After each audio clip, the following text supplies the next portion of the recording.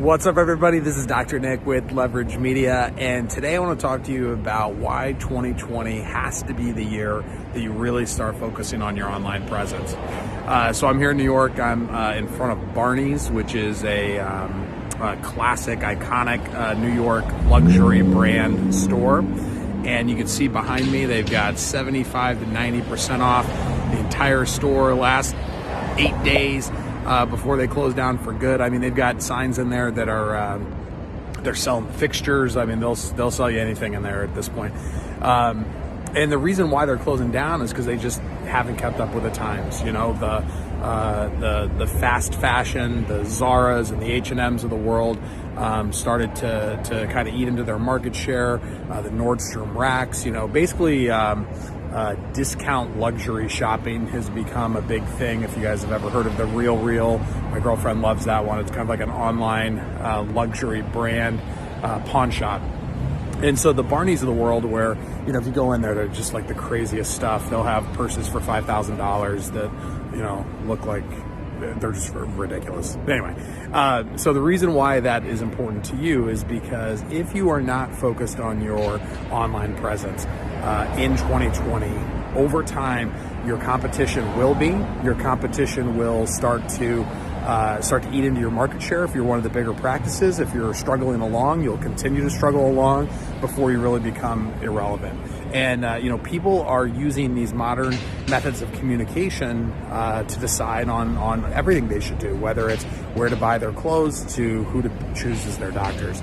And if you're not focused on your online presence, your brand will suffer. You won't be able to build that brand as much as you should. You know, the funny part about Barneys Closing is Barneys, the name.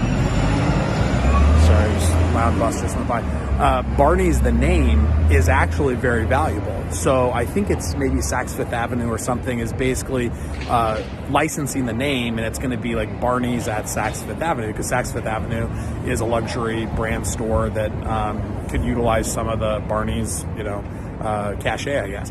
So their brand is the only thing that will remain. All the stuff they sell inside of there, all the fixtures on the wall, that's all going.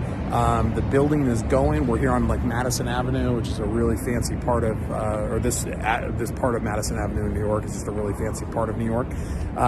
But if it wasn't for their brand, they'd really have no assets to sell. They'd have no assets to license.